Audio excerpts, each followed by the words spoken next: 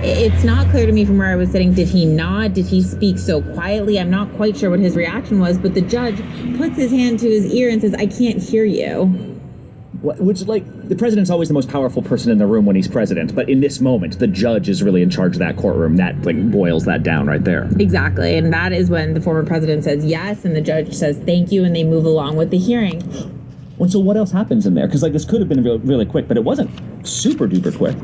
It wasn't quick at all, Brad, and I think that's in part because the prosecutors came with things that they wanted to talk about. And one of those things that they wanted to talk about were the social media posts that Trump has been posting about various people in the case, attacking them. He's been threatening them. In some cases, he's been possibly inciting violence with some of his posts, but he has named the DA.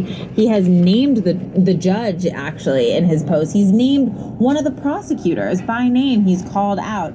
And it's at that moment when the prosecutors sort of get up there and say, we have a problem with these posts. They said they were threatening. They said they were irresponsible. They said that Trump himself had been targeting their employees, their own district attorney, who, by the way, is sitting in that courtroom as well. He's sitting right there.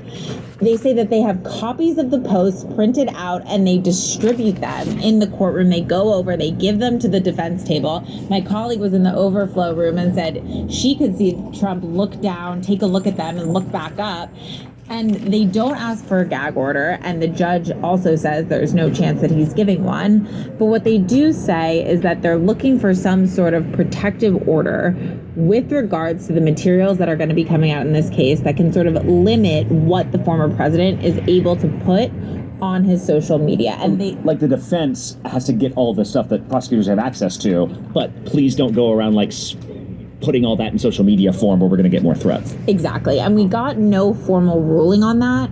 And then they go over a bunch of different issues, but they do start talking about moving forward. We know that they're going to be back here in December in person. The judge, I will note, did not immediately rule out